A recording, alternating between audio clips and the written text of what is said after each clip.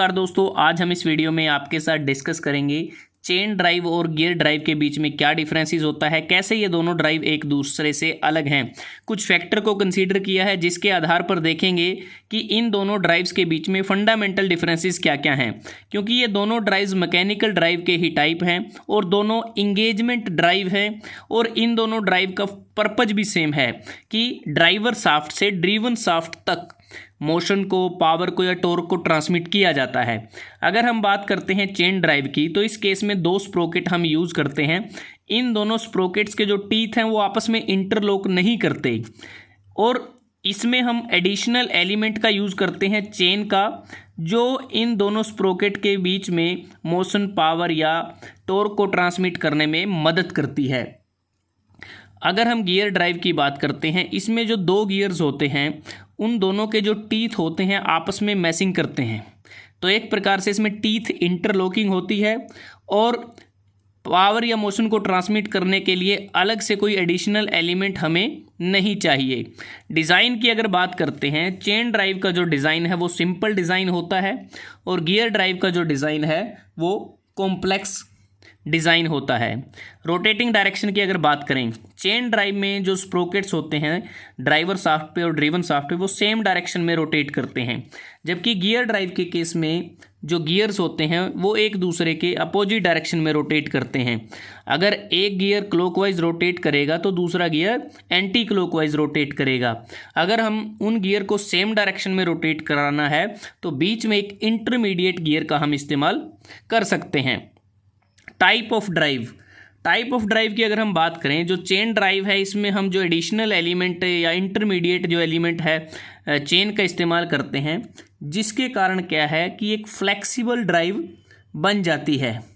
और जो gear drive है इसमें दो रिजिड बॉडी जो गियर्स होते हैं आपस में मैच करते हैं, तो ये एक रिजिड ड्राइव है। सेंटर डिस्टेंस की जो ड्राइवर शाफ्ट और ड्रिवन शाफ्ट होती है उनके बीच का जो डिस्टेंस है वो कितना रहता है। अगर हम चेन ड्राइव की बात करते हैं, ये स्मॉल से लेकर मीडियम डिस्टेंस तक ये सूटेबल रहती है। अगर पहली स्टेज की बात करें जिसमें सिर्फ दो ही स्प्रोकेट हम यूज़ करते हैं, तो 1 मीटर से लेकर 5 मीटर का डिस्टेंस दोनों शाफ्ट के बीच में रह सकता है। और अगर हमें इससे भी ज़्यादा सॉफ्ट डिस्टेंस चाहिए तो उस केस में हम बीच में इन दोनों स्प्रोकेट्स के कुछ आइडल स्पॉट्स का इस्तेमाल कर सकते हैं।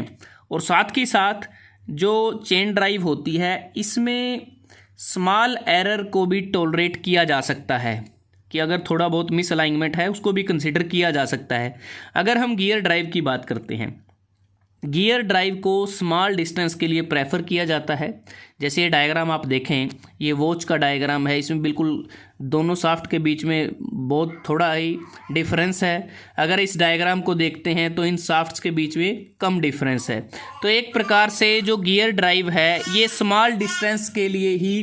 प्रेफर की जाती है और इसमें प्रिसाइज अलाइनमेंट हम कह सकते हैं कि जो प्रिसाइज अलाइनमेंट हमें चाहिए, अगर इसमें थोड़ा सा भी मिस अलाइनमेंट हो जाता है तो ऐसी स्थिति में जो परफॉर्मेंस है वो डिग्रेड हो सकती है, कम हो सकती है। और अगर हमें थोड़े ज़्यादा डिस्टेंस के लिए अगर हमें पावर को, मोशन को ट्रांसमिट करना है तो उस केस में या बल्क साइज़ के गियर चाहिए या नंबर ऑफ़ गियर्स बढ़ जाएंगे, जिससे ज़्यादा स्पेस कंज्यूम होगा, सिस्टम का जो वेट है वो बढ़ जाएगा, पावर लॉसेस होंगे, एफिशिएंसी कम हो जाएगी अगर हम बीच में इंटरमीडिएट गियर का इस्तेमाल करते हैं। उसके बाद स्पीड रिडक्शन की अगर हम बात करें, चेन ड्राइव के केस में हाई स्पीड रिडक्शन पॉसिबल नहीं होती। ये बेसिकली इसमें जो स्पीड रिडक्शन है वो 1:1 से 1:5 के बीच में रहता है सिंगल स्टेज में। और गियर ड्राइव के केस में हम स्मॉल से लेकर हाई स्पीड रिडक्शन कर सकते हैं, क्योंकि इसमें हमें वाइड रेंज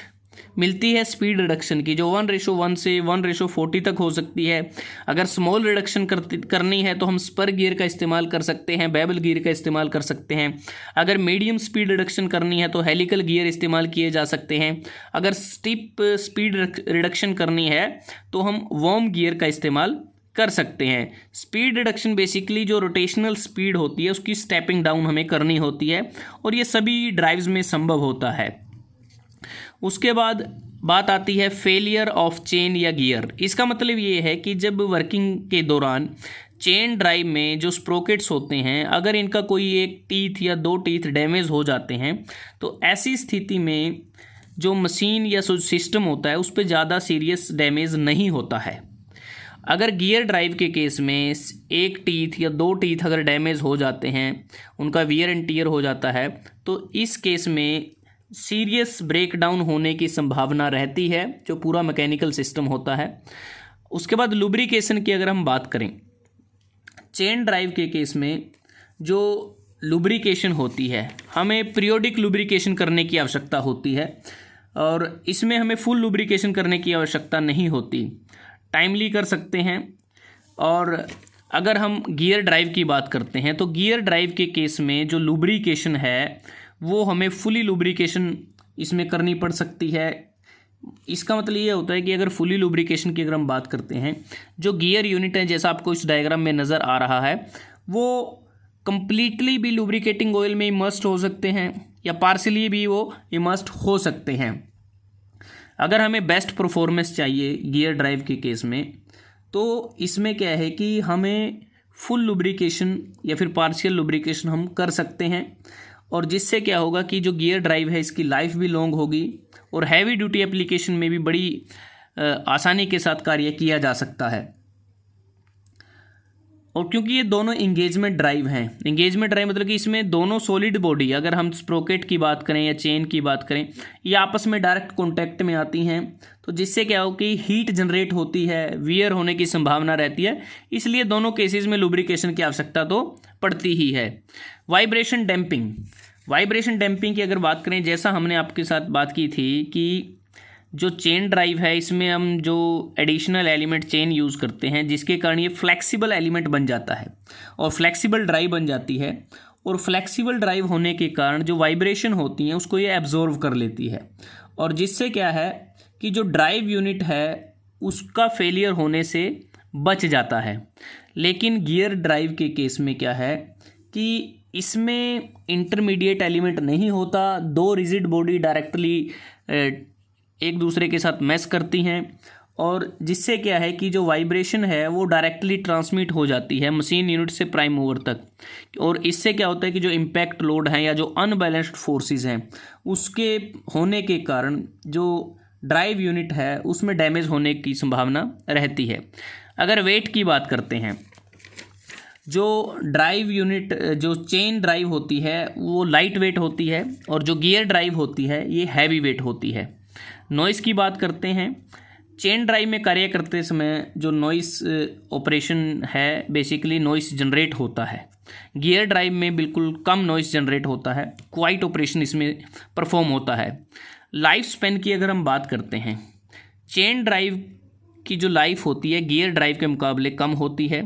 और गियर ड्राइव की जो लाइफ है लॉन्ग लाइफ होती है। इंस्टॉलेशन कॉस्ट और मेंटेनेंस कॉस्ट की अगर बात करते हैं, चेन ड्राइव की इंस्टॉलेशन कॉस्ट और जो मेंटेनेंस कॉस्ट है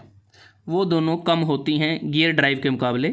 गियर ड्राइव की इंस्टॉलेशन कॉस्ट, मैन्युफैक्चरिंग कॉस्ट और मेंटेनेंस कॉस्ट ये सभी ज़्यादा होती हैं, लुब्रिकेशन रिक्वायरमेंट इसमें ज़्यादा चाहिए जिसके कारण इसकी मेंटेनेंस कॉस्ट बढ़ जाती है। और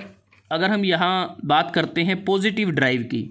पॉजिटिव ड्राइव की अगर बात करें, वैसे तो दोनों ही ड्राइव पॉजिटिव ड्राइव हैं क्योंकि जो चेन ड्राइव है ये बिल्कुल स्लिप फ्री होती है, इसमें स्लिप प्रोड्यूस नहीं होता,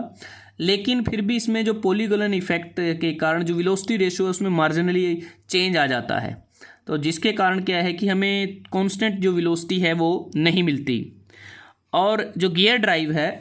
इस केस में कांस्टेंट वेलोसिटी रेशियो हमें मिलती है जिसके कारण ये पॉजिटिव ड्राइव है, क्योंकि जो कांस्टेंट स्पीड है वो हमें कुछ एप्लीकेशन में रिक्वायरमेंट होती है, जैसे जब लेथ मशीन पे थ्रेड कटिंग की जाती है तो कांस्टेंट स्पीड हमें चाहिए, ऑटोमेटिक स्क्रूइंग करते हैं तब भी हमें कांस्टेंट स्पीड की रिक्वायरमेंट रहती है।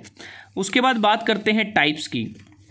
चेन ड्राइव के केस में हम जो अगर टाइप्स की बात करते हैं तो होस्टिंग और होलिंग चेन का इस्तेमाल कर सकते हैं, कन्वेयर चेन का इस्तेमाल कर सकते हैं, पावर ट्रांसमिशन चेन का इस्तेमाल कर सकते हैं। गियर ड्राइव के केस में हम आवश्यकता के अनुसार अलग अलग टाइप के गियर इस्तेमाल कर सकते हैं, जैसे स्पर गियर है, हेलिकल गियर है, बेवल गियर है, स्पाइरल गियर है, वोम एंड वोम व्हील है, रैक एंड पिनियन है। तो इस प्रकार से अगर एप्लीकेशन की बात करते हैं, जो चेन ड्राइव है इसका प्रयोग हम मेटल और वुड वर्किंग मशीनरी में करते हैं, रोड रोलर में करते हैं, बाईसाइकिल में, मोटरसाइकिल में, एग्रीकल्चर मशीनरी में, टेक्सटाइल मशीनरी में, मटेरियल हैंडलिंग इक्विपमेंट में, बिल्डिंग कंस्ट्रक्शन में, मटेरियल हैंडलिंग इक्विपमेंट और कन्वेयर में इसका इस्तेमाल किया जाता है। गियर ड्राइव का भी बहुत सारी एप्लीकेशंस हैं, व्हीकल्स में जो गियर बॉक्स होता है, रोलिंग मिल्स में, हैंड ड्रिल्स में, प्रिंटिंग मशीन में, पेपर इंडस्ट्री में, सीमेंट इंडस्ट्री में, माइनिंग इंडस्ट्री में, टॉयज में, रोबोट्स में, क्लॉक में, वॉचेस में। तो बहुत सारी एप्लीकेशंस हैं दोनों की, और दोनों का पर्पस तो सेम ही है, बट अपनी अपनी फंडामेंटल डिफरेंसेस के कारण अलग अलग एप्लीकेशंस हैं दोनों की। अगर आपको ये वीडियो अच्छा लगा आप इसको लाइक कर सकते हैं, शेयर कर सकते हैं अपने दोस्तों के साथ, स्टूडेंट्स के साथ, और जल्दी हाजिर होते हैं एक नए वीडियो के साथ। तब तक के लिए धन्यवाद। आपका दिन शुभ रहे।